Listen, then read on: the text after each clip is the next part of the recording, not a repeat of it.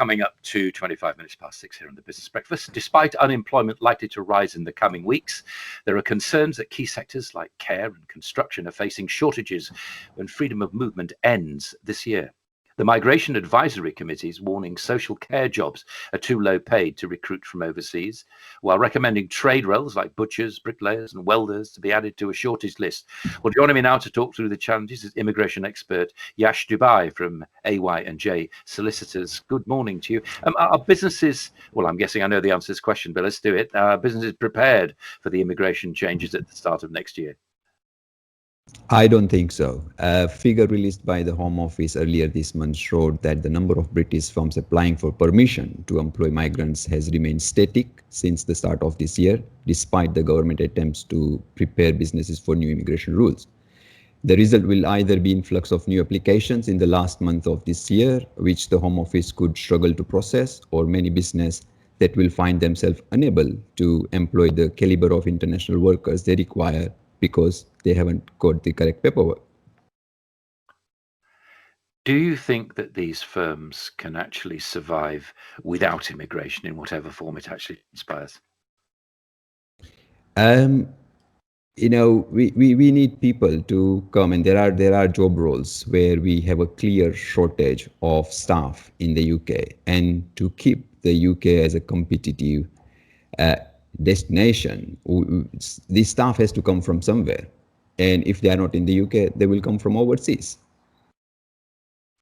And does that mean that employers need to pay more here, or will that migration keep happening, even though it may be difficult to get through the administrative barriers? I mean, migration is not the permanent solution anyways, and I do agree with Mac. But while the people in the UK are being trained for the skills, interim period, employer has to look internationally. There is, of course, barriers, but it's not too complicated. Government has and is making it easier now. There is a cost to it, which is quite significant. That's my concern. What's your general view about this? I mean, do you feel as though what we're highlighting here is a tremendous gap in the employment market and the availability of labour for these kinds of jobs.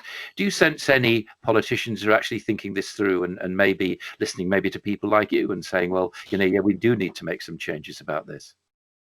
They are taking into consideration, of course, and the only point I want to highlight, and I'm very concerned of, is the care industry.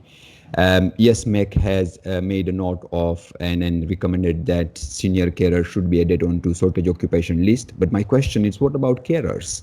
We need carers the most today because of this pandemic situation to look after our elderly people and vulnerable people.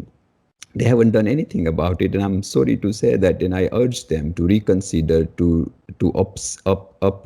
upskill and probably reclassify the code of carers, put them in the shortage occupation list. We need them the most when the free movement ends, and they should look into it.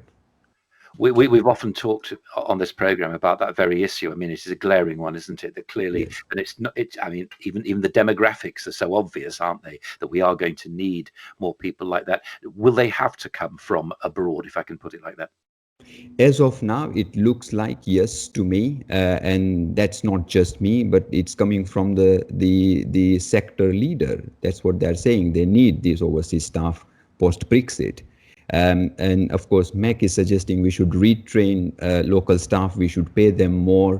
But if you look at the number, I mean, the care industry cannot simply afford paying any more than what they're paying now. The last year, in April, we had the largest care provider went into administration because of the rising cost. So, I mean, we should be reasonable about it. I mean, the extraordinary thing to me is MAC recommended big hands to be put into shortage occupation list, but not carers. And has the pandemic and its effect on world travel had an impact on this as well? Yes, of course. And sadly, there will be a lot of job losses due to pandemic. But they will be concentrated in retail, leisure, travel, and hospitality sectors, and not those jobs on the shortage occupation list. And finally, Yash, what do you feel about the post-Brexit immigration system. We touched on this earlier in the interview, but do you feel as though there is further work to be done, actually further work that can be done? Of course, I mean, look at the demand, like such as carers, and then keep improving the system. And of course, to look into the rising cost of sponsoring foreign workers too, please. Yeah. Yash Dubal, thank you very much indeed. That was immigration specialist Yash Dubal from AY&J Solicitors. Yash, thank you for your time this morning. Pleasure. I'll let you get on, but yeah, good having you on the program. Thank you, sir.